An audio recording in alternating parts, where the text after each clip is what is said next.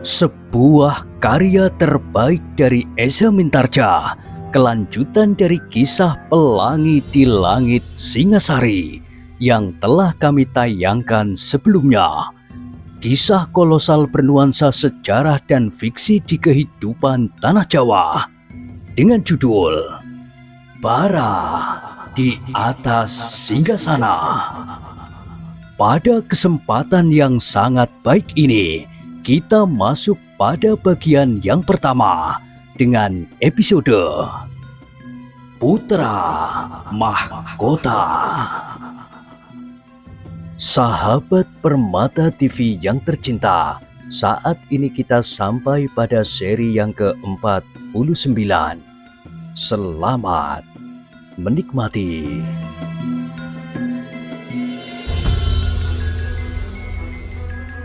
Di akhir kisah sebelumnya disebutkan, Sumekar pun kemudian berdiri pula ketika kawannya telah mendahuluinya dan melangkah pergi. Keduanya pun kemudian mulai dengan kesibukan masing-masing di dalam taman. Juru taman yang tua itu mulai menggali sebuah lubang melingkari sebatang bibit pohon bunga kantil yang akan dipindahkannya ke sudut taman. Sedang Sumekar pun mulai mengambil air ke sumur untuk membasahi bibit yang akan dipindah itu. Demikianlah, maka latihan itu pun berakhir pula. Toh Joyo mengusap keringatnya sambil tersenyum. "Bukan salahku," katanya. "Tetapi bagaimana kalau ayahanda besok marah apabila tuanku mengalahkan Kakanda Putra Mahkota dengan cara yang tidak dikehendaki oleh tuanku Sri Rajasa itu?" "Ayahanda tidak akan marah. Apabila hal itu sudah terjadi, apa yang akan dilakukan oleh ayahanda? Semua orang yang ada di sekitar arena akan melihat betapa kemampuan sebenarnya dari Kakanda Anusapati. Mereka pun pasti akan membuat penilaian atas kami berdua. Siapakah yang sebenarnya pantas untuk menjadi putra mahkota?" Prajurit itu pun tersenyum. "Mudah-mudahan tuanku Sri Rajasa tidak akan marah." "Tentu, kalau aku mengalahkan Kakanda Anusapati dengan cara yang dikehendaki oleh ayahanda, perlahan-lahan dan tanpa menunjukkan kesan kelemahan Kakanda Anusapati, maka mereka yang menyaksikan latihan itu tidak akan segera dapat mengambil kesimpulan yang tajam. Mereka pasti masih akan memberikan kesempatan kepada Kakanda Anusapati. Mungkin pada suatu saat, Kakanda Anusapati akan dapat menyamai aku." Prajurit itu mengangguk-angguk. Katanya, "Terserahlah kepada tuanku. Aku besok akan menyaksikan latihan terbuka itu. Tetapi aku sadar bahwa banyak sekali pertanyaan-pertanyaan yang harus aku jawab kemudian, seandainya tuanku menunjukkan perbedaan yang mencolok." "Pertanyaan apa saja?" "Kenapa hamba tidak dapat menyejajarkan kemampuanku tuanku Putra Mahkota dan tuanku Toh Joyo?" "Apa jawabmu?" "Seperti yang hamba katakan kepada tuanku Putra Mahkota, bahannya lah yang berbeda, meskipun pengolahannya sama." Toh Joyo tertawa. Katanya, "Baiklah, kita lihat apa yang akan terjadi besok."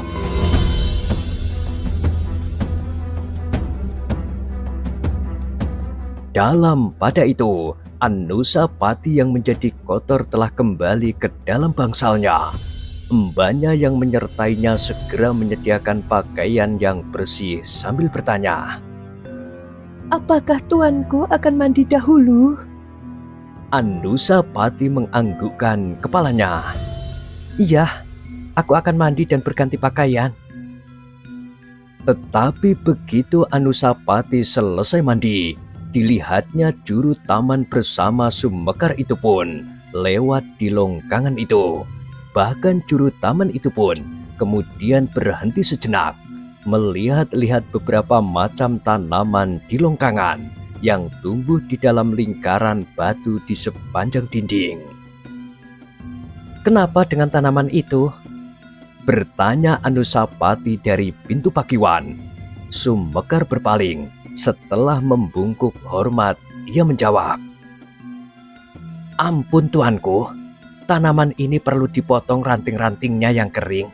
Agaknya justru mengganggu perkembangannya."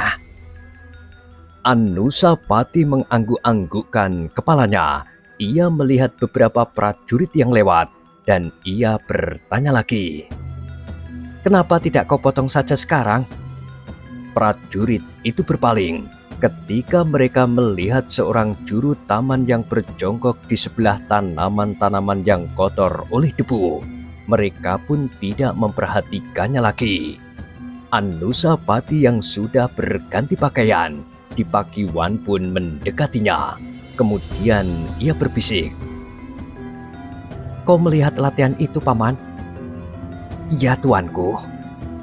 "Apa kesanmu?" Sumekar menarik nafas dalam-dalam. Kemudian diceritakannya apa yang didengarnya tentang Tohjoyo.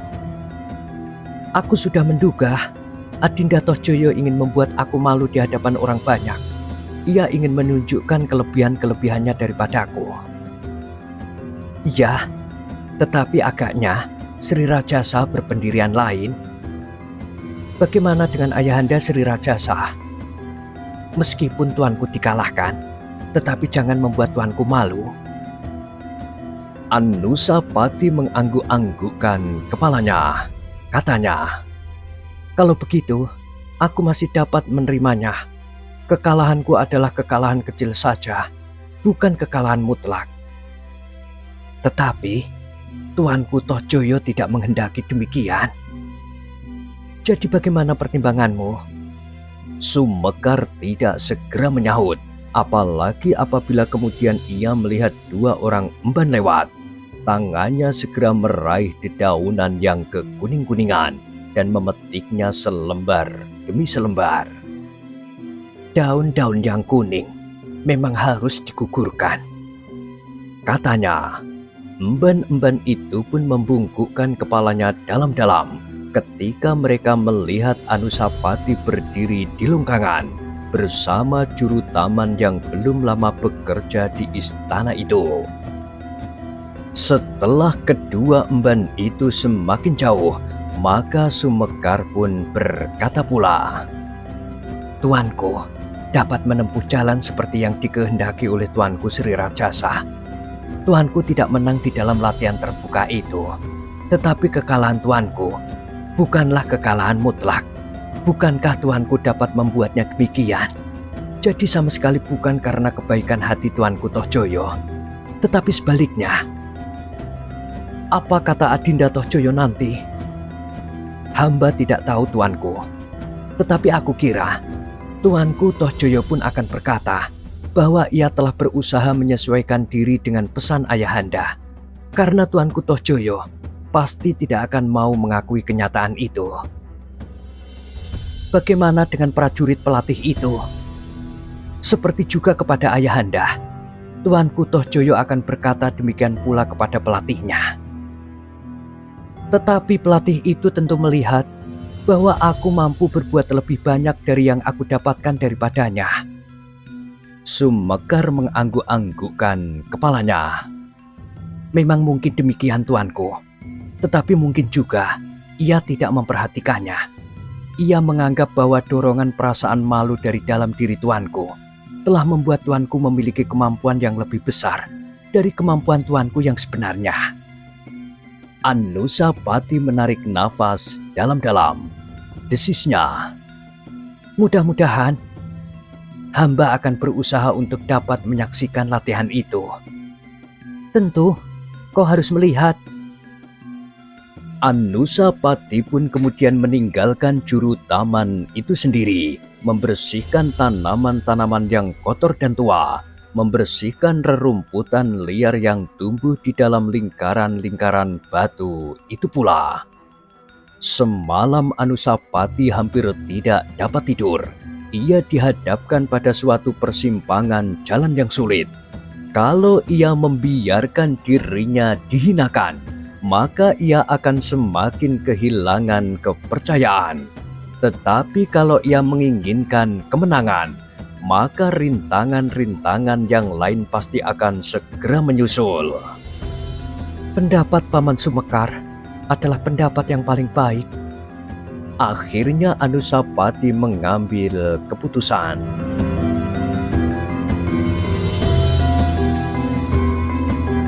Demikianlah, di pagi-pagi sekali, beberapa orang telah sibuk mempersiapkan arena yang akan dipergunakan untuk latihan terbuka bagi putra-putra Sri Rajasa. Kali ini yang akan turun ke gelanggang untuk mendapat penilaian dari para prajurit Singasari adalah Anusapati melawan Tohjoyo. Kau jangan kehilangan pengekangan diri, Anusapati. Pesan ibunya. Kau harus tetap sadar bahwa kau tidak berkelahi sesungguhnya. Kau berada di dalam arena latihan. Ya ibu, hamba akan berusaha, dan sebenarnya lah bahwa sampai saat ini, menurut pelatih hamba masih belum dapat menyamai Adinda Tohjoyo. Dan kau akan dikalahkan di arena? Anusapati mengangguk. Itu adalah suatu cara untuk merendahkanmu, Anusapati. Kau sebagai putra mahkota akan dikalahkan oleh anak itu. Ia pasti ingin mendapatkan pengaruh yang lebih besar, seolah-olah bahwa ia lebih besar dari putra mahkota. Tetapi aku mengharap tidak akan terjadi sedemikian jauh, Ibu. Kekalahan tingkat ilmuku hanya sedikit sekali, sehingga kekalahan itu pasti belum akan menumbuhkan anggapan yang demikian. Ken Dedes mengangguk-anggukkan kepalanya. Apakah Ibu akan melihatnya nanti? Ken Dedes menggelengkan kepalanya. Tidak, Anusapati. Aku tidak akan menyaksikan perkelahian yang walaupun hanya sekedar latihan yang diawasi oleh pelatihmu. Kenapa? Ken Dedes tidak menyahut. Dilontarkannya tatapan matanya, jauh menembus lubang pintu yang terbuka.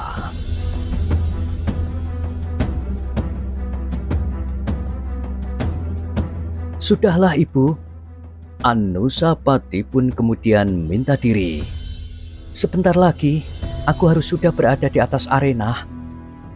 Hati-hatilah, Anusapati.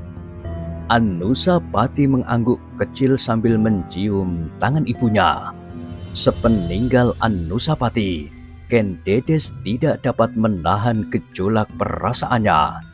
Ia sadar bahwa di istana ini telah berkembang sebuah jaring-jaring yang dengan sengaja menjerat anaknya yang telah diangkat menjadi putra mahkota itu. Karena itu, maka ia menjadi semakin berprihatin. Apalagi sepeninggal Mahesa Agni, ia tidak mempunyai kawan untuk berbincang. Mudah-mudahan kawan yang didapatkannya dan dijadikannya juru taman itu dapat sedikit mengisi kekosongan hidupnya. Sementara itu, di arena pun telah siap pula.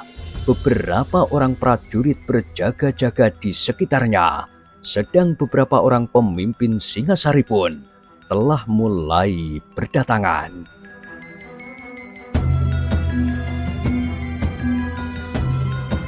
Apakah kedua putra tuanku Sri Rajasa itu sudah siap? Bertanya seorang senopati yang memimpin latihan itu di samping pelatihnya. Sudah, jawab prajurit yang diserahi tugas untuk melatih kedua putra Sri Rajasa itu. Apakah keduanya akan dibawa ke arena sekarang? Siapkan mereka. Sebentar lagi tuanku Sri Rajasa akan segera datang. Pelatih kedua anak-anak muda yang akan naik ke arena itu pun segera menghubungi para prajurit yang bertugas mempersiapkan kedua putra yang akan melakukan latihan terbuka itu. Mereka mengenakan pakaian keprajuritan, masing-masing tidak bersenjata, selain sebatang rotan sepanjang lengan mereka. Sejenak kemudian maka semuanya pun telah siap. kedua anak-anak muda yang akan naik ke arena itu sudah duduk sebelah menyebelah. Para panglima dan beberapa orang pemimpin tertinggi Singasari yang lain pun telah hadir pula. Mereka akan melihat dan menilai kemajuan pendidikan putra-putra Sri Rajasa di bidang olah kanuragan, terutama putra mahkota yang kelak akan menggantikan kedudukan Sri Rajasa menjadi Maharaja di Singasari. Ketika semuanya telah siap, maka seorang senopati telah menyampaikannya kepada Sri Rajasa yang masih ada di dalam bangsal. Kemudian bersama Ken Umang, Sri Rajasa turun untuk menyaksikan latihan terbuka putra-putranya. Melihat kehadiran ayahanda Sri Rajasa, dada Anusapati menjadi berdebar-debar. Kadang-kadang ia menjadi ragu-ragu apakah yang akan dilakukannya di arena nanti. Tetapi aku tidak mau mengorbankan harga diriku di hadapan para pemimpin di Singasari. Aku harus mendapat penilaian yang setidak-tidaknya cukup. Tidak usah terlampau baik. Para pemimpin pasti masih mempertimbangkan bahwa aku masih mempunyai waktu untuk mempersiapkan diriku lebih matang lagi sebelum aku kelak menjadi seorang raja. Demikianlah, ketika Sri Rajasa sudah duduk di tempatnya, latihan itu pun segera akan dimulai.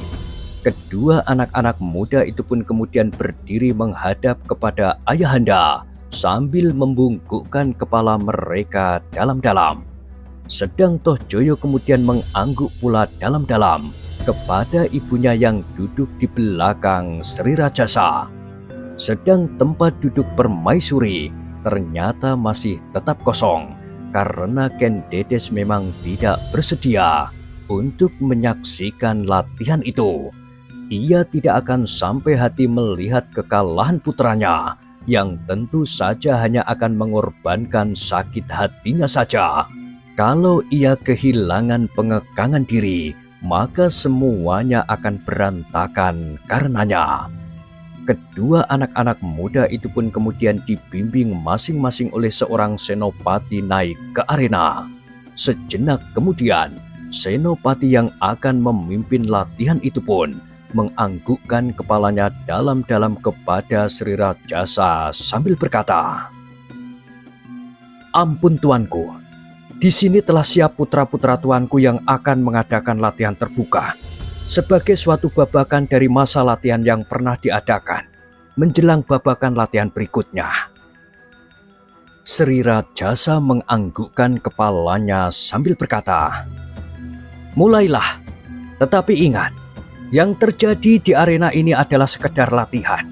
Jangan terlampau bernafsu untuk menunjukkan kelebihan masing-masing. Kami sudah dapat menilai bahwa perbedaan tingkat ilmu kedua anak-anak itu pasti tidak akan banyak berselisih, karena keduanya diasuh oleh orang yang sama. Apabila ternyata perbedaan dari keduanya terpaut terlampau banyak, maka yang bodoh bukannya salah seorang dari anak-anak itu, tetapi adalah pelatihnya." Sri Rajasa berhenti sejenak, sedang prajurit yang melatih kedua anak-anak muda itu menjadi berdebar-debar. Adalah di luar kelaziman bahwa pada saat itu Ken Umang menyahut tanpa diminta, Tuanku, bagaimanapun juga, keduanya tergantung juga pada kepribadian dan kemampuan masing-masing. Meskipun seorang pelatih melatih 2 atau 3 orang dengan cara yang sama, namun mereka yang dilatih pun merupakan unsur yang menentukan apakah latihan itu berhasil atau tidak. Sri Rajasa tersenyum. Katanya, "Ada juga pengaruhnya. Tetapi seorang pelatih yang menguasai tidak saja ilmu kanuragan, tetapi juga ilmu melimpahkan kemampuannya kepada orang lain, akan dapat berbuat sebaik-baiknya. Nah, marilah kita lihat apakah kedua anak-anak itu berhasil di dalam latihan-latihan mereka. Dan sekaligus kita akan melihat apakah pelatihnya mampu melakukan tugasnya dengan baik sebagai seorang pelatih." Prajurit yang diserahi untuk melatih kedua anak-anak muda itu menjadi semakin berdebar-debar. Tetapi ia masih mengharap bahwa Toh Joyo dan ibunya, Ken Umang, akan melindunginya apabila Sri Rajasa menganggapnya bersalah. "Sekarang mulailah," berkata Sri Rajasa selanjutnya. Demikianlah, maka kedua anak-anak muda itu pun segera bersikap. Mereka menggenggam sepotong tongkat sebagai alat peraga senjata yang seharusnya mereka genggam di dalam peperangan atau perkelahian yang sebenarnya. Sesaat kemudian, maka Senopati yang memimpin latihan terbuka itu pun memberikan isyarat bahwa latihan segera dapat dimulai.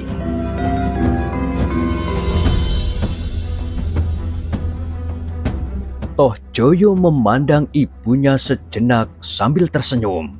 Senyum yang aneh. Kemudian dipandanginya wajah pelatihnya yang termangu-mangu. Dianggukkannya kepalanya sedikit, seolah-olah Toh Joyo itu ingin mengatakan, "Jangan cemas." Dalam pada itu, Anusapati melihat ke kejauhan. Para juru taman yang sedang berjongkok di kejauhan pun agaknya ingin melihat latihan di arena itu. Semuanya ada 3 orang, dan di antaranya yang 3 itu adalah dilihatnya Sumekar. Anusapati menarik nafas dalam-dalam. Sebagai seorang anak muda yang telah meningkat dewasa, ia merasa bahwa ia benar-benar terasing dari keluarganya. Ia tidak dapat menganggukkan kepalanya sambil tersenyum seperti Toh Joyo kepada orang yang duduk di sekitar arena. Tetapi ia harus memandang ke kejauhan kepada orang-orang yang sama sekali tidak dihiraukan. Juru taman. Tetapi juru taman itu memberikan ketentraman juga di hatinya.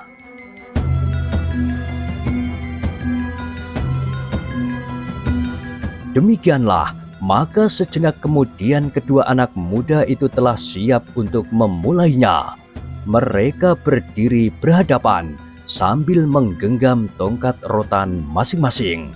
Sekali-sekali mereka bergeser, kemudian tegak seperti tonggak mati.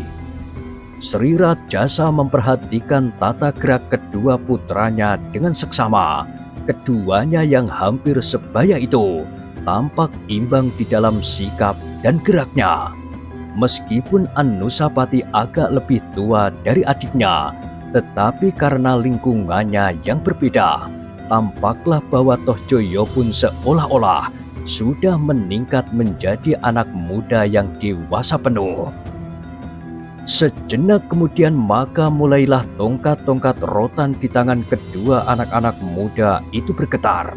Toh Joyo yang nampaknya lebih lincah segera meloncat maju sambil menggerakkan rotannya berputaran. Namun kemudian ia pun meloncat surut selangkah. Anusapati mencoba untuk menguasai perasaannya. Ia harus melawan Toh Joyo dalam batas ilmunya yang diterimanya dari pelatihnya. Namun demikian ia tidak akan membiarkan dirinya menjadi korban kesombongan adiknya. Tentu tidak akan menyenangkan sama sekali apabila tubuhnya dijalari oleh jalur-jalur merah biru karena pukulan-pukulan rotan itu, apalagi apabila kulitnya terkelupas dan mengalirkan darah. Dalam batas tertentu, senopati yang memimpin latihan itu akan dapat menghentikan dan menentukan siapakah yang menang dan siapakah yang kalah di dalam latihan ini.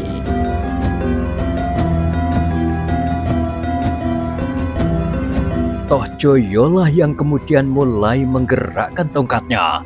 Sekali-sekali tongkat itu terayun-ayun dan kemudian terjulur lurus-lurus mengarah ke tubuh Anusapati. Sikap Anusapati ternyata sejak saat pertama telah menumbuhkan keheranan pada para panglima. para pemimpin yang menyaksikan latihan terbuka itu, dan kepada Sri Rajasa sendiri, karena Anusapati berusaha sejauh-jauh mungkin mengendalikan diri, maka tampaklah betapa tenangnya ia menghadapi Tohjoyo yang tangkas dan lincah. Di dalam arena itu, mereka yang menyaksikan segera dapat melihat perbedaan dari kedua putra Sri Rajasa itu. Tohjoyo adalah seorang anak muda yang lincah, sedang Anusapati seakan-akan telah menjadi seorang yang matang, tenang dan tajam. Namun dengan demikian keduanya memiliki kelebihan masing-masing di dalam olah kanuragan. Prajurit yang melatih kedua anak-anak muda itu menyaksikan dengan dada yang berdebar-debar. Ia tidak mengira bahwa Anusapati dapat bersikap setenang itu. Menilik sikap dan keadaannya sehari-hari, seharusnya ia sudah menjadi gelisah dan bingung. Setelah kedua anak-anak muda itu saling menjajaki langkah masing-masing, maka mulailah mereka mencoba untuk menyerang dengan tongkat-tongkat mereka.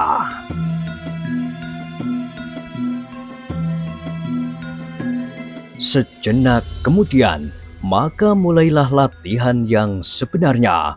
Tohjoyolah yang telah mulai menyerang. Meskipun serangannya masih belum begitu berbahaya, tetapi tampak betapa ia mampu bergerak dengan kecepatan yang tinggi. Namun dengan tenangnya, Anusapati berhasil menghindari serangan itu. Bahkan ia pun dengan tiba-tiba telah mulai menyerang pula. Begitu tiba-tiba, sehingga Tohjoyo sama sekali tidak menyangka bahwa Anusapati dapat berbuat serupa itu. Karena itu, maka Tohjoyo harus menghindarinya sambil meloncat surut. Sri Rajasa menyaksikan latihan itu dengan dahi yang berkerut-merut. Ia masih belum melihat kelebihan-kelebihan dari keduanya, sehingga ia menyangka bahwa keduanya memang berusaha untuk mengekang diri. Terlebih-lebih lagi Tohjoyo yang sudah dipesannya, seandainya ia akan mengalahkan Anusapati, tetapi jangan sampai membuat kakaknya itu menjadi sangat malu di hadapan banyak orang. Sambil mengangguk-anggukkan kepalanya, Sri Rajasa kemudian menyaksikan kedua anak-anak muda itu bertempur. Semakin lama mereka bergerak semakin cepat. Tongkat-tongkat di tangan mereka mulai menyambar-nyambar dari segala arah. Tohjoyo memang seorang anak muda yang lincah. Ia dapat berloncatan dari ujung sampai ke ujung arena yang lain, berputaran dan menyerang dengan begitu tiba-tiba.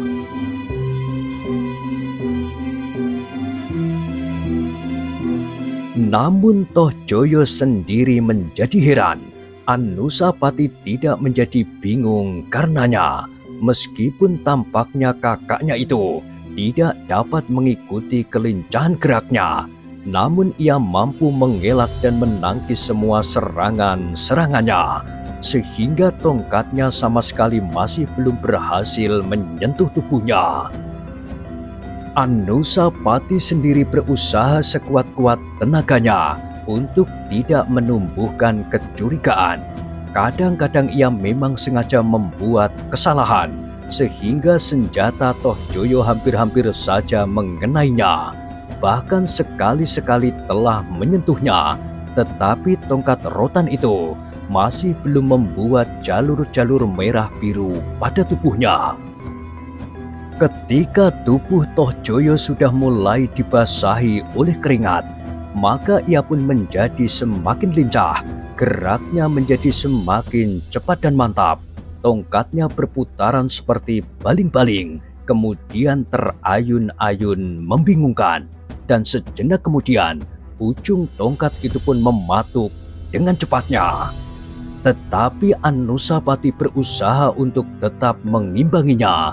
Selangkah ia bergeser, kemudian berputar dan menggeliat. Namun dengan demikian, serangan-serangan Tohjoyo hampir seluruhnya tidak mengenai sasarannya.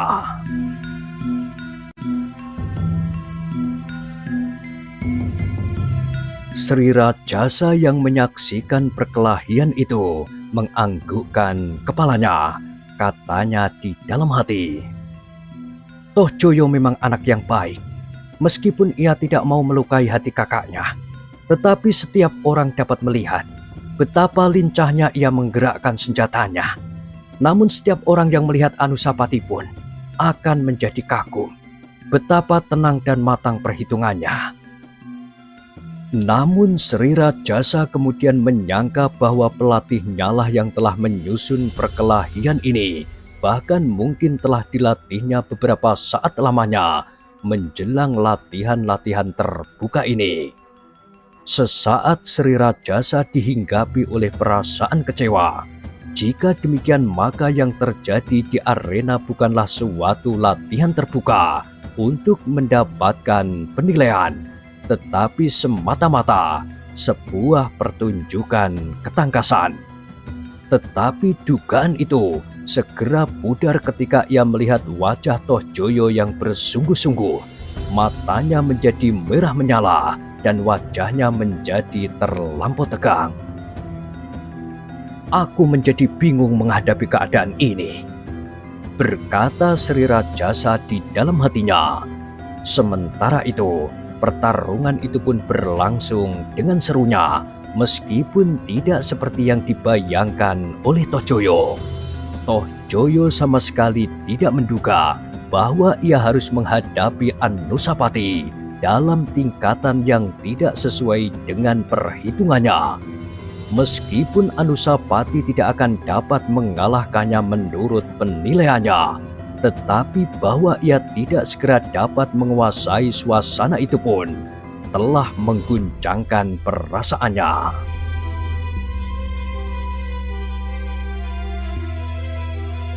Dengan seksama Sri Rajasa mencoba mengamati tata gerak masing-masing. Meskipun Sri Rajasa adalah seseorang yang pilih tanding, yang mampu mengalahkan Mahisa Walungan dan Sri Baginda Kertajaya. Namun sebenarnya lah bahwa Sri Rajasa sendiri tidak pernah secara teratur dan bersungguh-sungguh mempelajari ilmu tata bela diri, apalagi mencoba mengenal dari unsur-unsur gerak dari perguruan-perguruan yang ada. Itulah sebabnya di dalam pengamatannya Sri Rajasa tidak dapat segera membedakan unsur-unsur yang ada di dalam tata gerak dari kedua putranya yang sedang berlatih di arena itu. Apalagi Anusapati sendiri berusaha sejauh-jauhnya untuk menyembunyikan tata gerak yang dikuasainya, selain yang didapatkannya dari pelatihnya yang telah ditunjuk oleh Sri Rajasa. Namun di dalam tingkat yang sama sekali tidak dibayangkan oleh pelatihnya itu sendiri.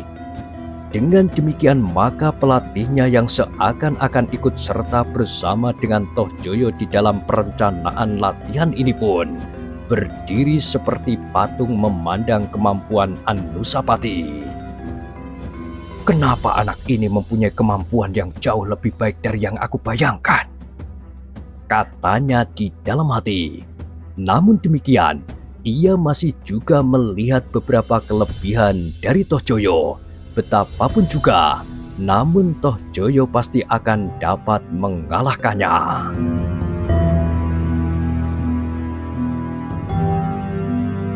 Demikianlah perkelahian di dalam arena itu semakin lama menjadi semakin seru. Meskipun agaknya kedua belah pihak masih belum mendapat kesempatan untuk mengenai lawan-lawannya dengan baik. Yang terjadi barulah sentuhan-sentuhan kecil yang tidak berarti. Sehingga dengan demikian, tampaknya kedua anak-anak muda itu menjadi sama tangkas dan cekatan. Para senopati dan para pemimpin prajurit menyaksikan latihan terbuka itu sambil mengangguk-anggukkan wajah mereka. Mereka memang melihat betapa keduanya seolah-olah memiliki keseimbangan. Tetapi apabila mereka melihat kesan di wajah masing-masing, maka tampaklah bahwa wajah Anusapati masih tetap tampak tenang, sedang wajah Tohjoyo telah dibayangi oleh ungkapan kemarahan yang membara di dalam dadanya.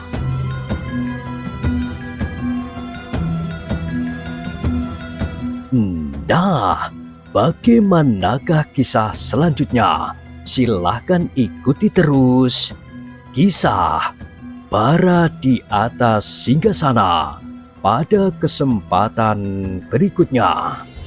Sampai jumpa.